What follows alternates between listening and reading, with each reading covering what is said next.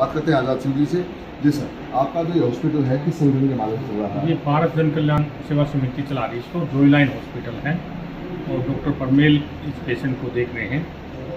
Doctor Parmel Chaudhary patient यही है? हाँ, पेशेंट यही है। आइए हम पेशेंट को देखते हैं। मैं डॉक्टर साहब आपसे बात कर रहा हूँ। आप इनकी माता जी हैं? हाँ जी। क्या नाम आपका? एकता नाम है। एकता। बेटी का नाम? राखी है। कितने दिन से ये हालात है इसकी? 11 महीने का। कहाँ कहाँ लेके गए हो आप? हम जी करोड़ ले गए थे देसी दवाई दुकान। देसी दवाई दिलाई गिरावट। हाँ जी। उसके बाद फिर जी हम की तरह ले गए बैंड दो जी। वहाँ देसी अंग्रेजी? देसी दवाई। अच्छा।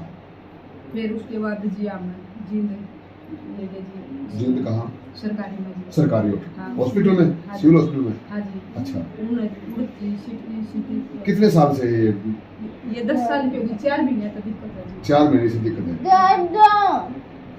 अब ये लड़की है, आप देख सकते हैं इसके जो हालात हैं। अब इनके बारे में हम बात करेंगे डॉक्टर साहब से। इनके पेरेंट्स से बात की, इन्होंने बताया अपना। हम बात करते हैं अभी डॉक्टर साहब से। और आप पेरेंट्स पापा हैं इनके? हाँ जी। क्या नाम आपका? कुलदीप। कुलदीप। हाँ जी। गांव कौन सा अपना? जयजंती। जयजवंती, जुलाना के पास। हाँ, जुलाना के पास। अच्छा। किसी भी डॉक्टर ने आपको ये सलाह नहीं दी कि इस तरह के हालात हैं जो ऐसे में कहीं बड़े हॉस्पिटल में जाओ? ना जी, पीजीआई में भी। रोहतक पीजीआई में लेके गए हो? हाँ, लेके गए। तो वहाँ क्या हुआ? MRI करवाई थी जी, सारे टेस्ट करवाए तो थे। डॉक्टर ने क्या कहा? बोला इसकी सेवा करो, घर ले जाओ।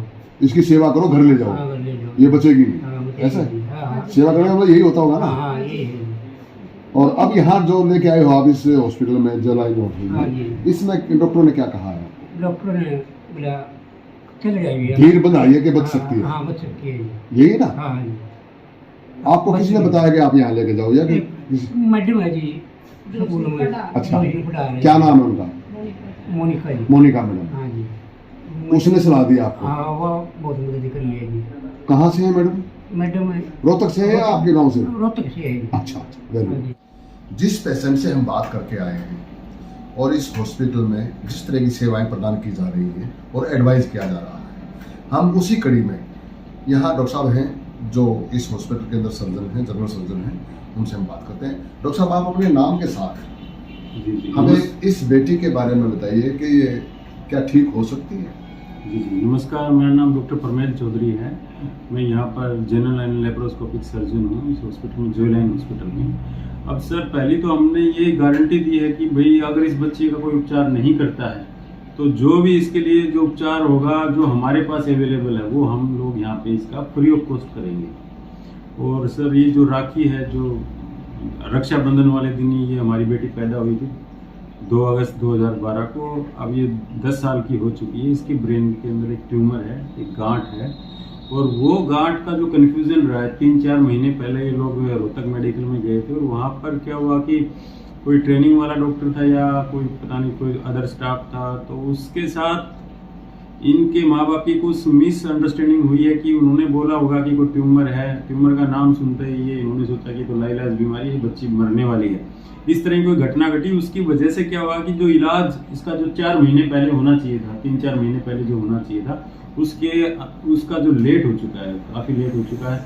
अब बच्चे की दोनों आंखें काम करना बंद कर चुकी हैं, एक कान ने काम करना बंद कर दिया है और हाथ और जो पैरों ये दोनों के दोनों कमज़ोर हो चुके हैं।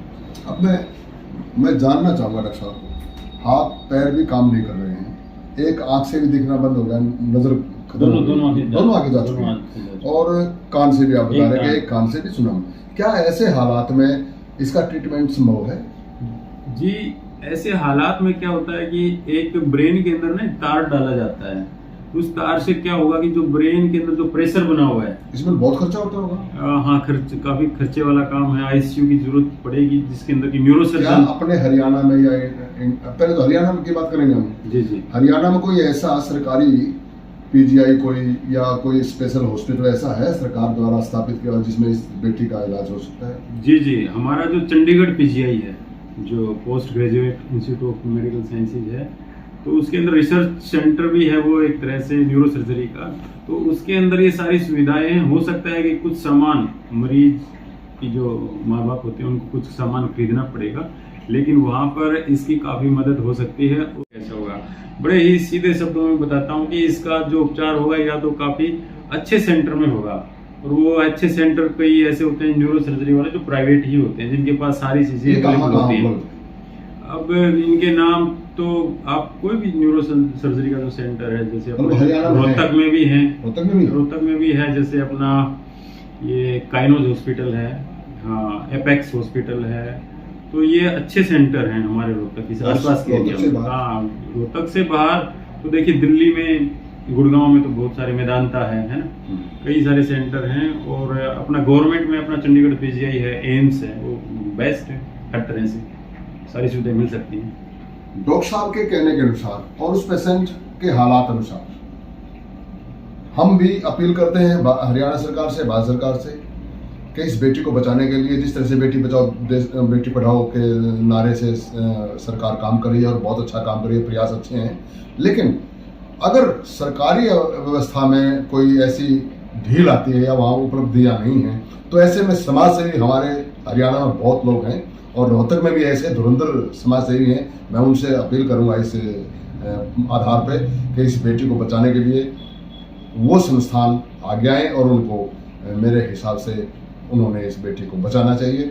मैं पूरे इकोनॉमिकल, क्योंकि लगभग डॉक्टर साहब खर्चा कितना आ जाएगा? देखिए सर ऐसा है कि बड़े हॉस्पिटल्स में मेरा एक्सपीरियंस रहा है, इस तरह का कोई पेशेंट आता है तो हम बड़े सेंटर में कभी कभी भेजते हैं, कई बार प्राइवेट में भी जाना पड़ता है। तो उस अवस्था में क्या होता है कि जो पेशेंट को ले जाने का खर्चा और उसके माँ बाप परिजन जो वहाँ पे रहेंगे 24 घंटे, तो उनका भी काफी खर्चा आ जाता है। भले ही कोई सामाजिक व्यक्ति उस प्राइवेट हॉस्पिटल का पूरा खर्चा अपने ज्यादा से ज्यादा करा लेते हैं, कम से कम माने कि 15-20 लाख रुपए की अगर हम मदद करते हैं इनके परिवार को, जैसे इनकी मदर का अकाउंट नंबर है या इनके पिताजी का है, तो उनमें हम इनको इनके पैरों पे खड़ा कर देना चाहिए। मेरे तो यही एक मतलब एक तरह से एडवाइस है कि हमें इस चक्कर में नहीं पड़ना चाहिए कि ये देगा वो देगा। हमें हर किसी को बढ़ चढ़ कर इसमें हिस्सा लेना चाहिए। दान पुण्य बच्ची जिसका नाम राखी, अभी रक्षाबंधन का त्योहार है, ये पूरा महीना ही रक्षाबंधन का है वैसे तो राखी जो ये बच्ची है ये भी रक्षाबंधन के दिन ही पैदा हुई थी, इसीलिए इसका नाम राखी है। तो इस राखी की मदद हमें करनी चाहिए और पूरे महीने क्या मैं कह रहा हूँ, जब तक ये हमारे पास है जीवित अवस्था में, तब तक हमें इसका बढ़िया से बढ़िया सेंटर पे उपचार कराना चाहिए। और उसके माँ बाप की हम इतने पैसे में इसकी मदद करें ताकि किसी भी बेटी की ये हालत ना हो। 4-5 महीने ये लोग गरीब हैं बेचारे, यहाँ वहाँ घूम रहे हैं। और जो इसका जो बचा हुआ जो उपचार है, एक तरह से जो शुरुआती जो उपचार है बेसिकली वही करना होगा।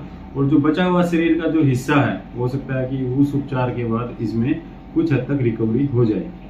तो ऐसे में मान लो सरकारी जो आपने बताए हैं हॉस्पिटल अपने चंडीगढ़ पीजीआई में है, तो क्या प्राइवेट में जाने में और सरकारी में जाने में कहीं से किसी से किस तरह के लोग ज्यादा इकोनॉमिकल, क्योंकि इनके पास तो पैसा है नहीं, ये तो गरीब लोग हैं, जी जी, क्या इनकी बेटी बगैर पैसे किस तरह से बच सकती है? कोई सहयोग करे तब या सरकार द्वारा? जी जी, ये दोनों ही प्रकार से बच सकती है। या तो कोई जो सामाजिक व्यक्ति है जो डोनेट कर सकता है, तो वो अपने खर्चे पर किसी भी बड़े हॉस्पिटल में, बड़े सारे न्यूरो सर्जरी सेंटर्स हैं हमारे हरियाणा में, हरियाणा के बाहर या दिल्ली चंडीगढ़ जहाँ भी, तो वो अपने खर्चे पे करा सकता है।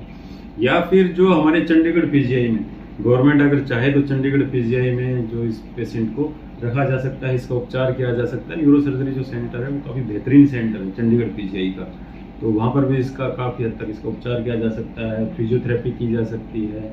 और अगर जरूरत पड़ेगी आईसीयू की, तो वो भी आईसीयू भी अवेलेबल है वहाँ पर। आपका कहना है कि जहाँ पर सेट हो पूरा आईसीयू वगैरह जो यूनिट होती है देखिए, तो जी जी, वो कहते हैं ना कि अभी हाथ में को आरसी क्या और पढ़े लिखे को फारसी क्या।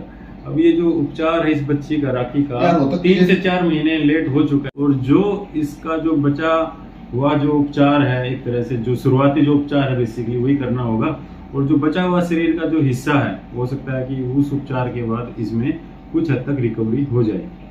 तो ऐसे में मान लो सरकारी जो आपने बताए हैं हॉस्पिटल अपने चंडीगढ़ पीजीआई में है, तो क्या प्राइवेट में जाने में और सरकारी में जाने में कहीं से किसी से किस तरह के लोग ज्यादा इकोनॉमिकल, क्योंकि इनके पास तो पैसा है नहीं, ये तो गरीब लोग हैं, जी जी, क्या इनकी बेटी बगैर पैसे किस तरह से बच सकती है? कोई सहयोग करे तब या सरकार द्वारा? जी जी, ये दोनों ही प्रकार से बच सकती है। या तो कोई जो सामाजिक व्यक्ति है जो डोनेट कर सकता है तो वो अपने खर्चे पर किसी भी बड़े हॉस्पिटल में, बड़े सारे न्यूरो सर्जरी सेंटर्स हैं हमारे हरियाणा में, हरियाणा के बाहर या दिल्ली चंडीगढ़ जहाँ भी, तो वो अपने खर्चे पे करा सकता है। या फिर जो हमारे चंडीगढ़ पीजीआई में गवर्नमेंट अगर चाहे तो चंडीगढ़ पीजीआई में जो इस पेशेंट को रखा जा सकता है, इसका उपचार किया जा सकता है। न्यूरो सर्जरी जो सेंटर है वो काफ़ी बेहतरीन सेंटर है चंडीगढ़ पीजीआई का, तो वहाँ पर भी इसका काफ़ी हद तक इसका उपचार किया जा सकता है, फिजियोथेरेपी की जा सकती है, और अगर जरूरत पड़ेगी आईसीयू की तो वो भी आईसीयू भी अवेलेबल है वहाँ पर। आपका कहना है कि जहाँ पर सेट हो पूरा आईसीयू वगैरह जो यूनिट होती है देखिए तो जी वो कहते हैं ना कि अभी आत्मजन को आरसी क्या और पढ़े लिखे को फारसी क्या।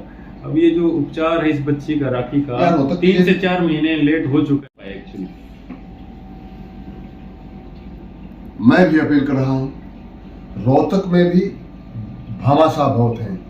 अब वो दिखावे के हैं कि सही हैं, ये उनका मन मानता है या उनका जी जानता है या ये दुनिया जानती है जिनको उन्होंने शेयर किया हुआ, लेकिन इस बेटी के लिए रक्षाबंधन पर इसका नाम राखी रखा गया और ये बेटी कोई भामाशाह आगे आए और उसको बचाने का प्रयास करे, और छोटे मोटे जो सामाजिक व्यक्तित्व के लोग हैं वो भी आगे आकर के इनकी सभी तरह से मदद करें।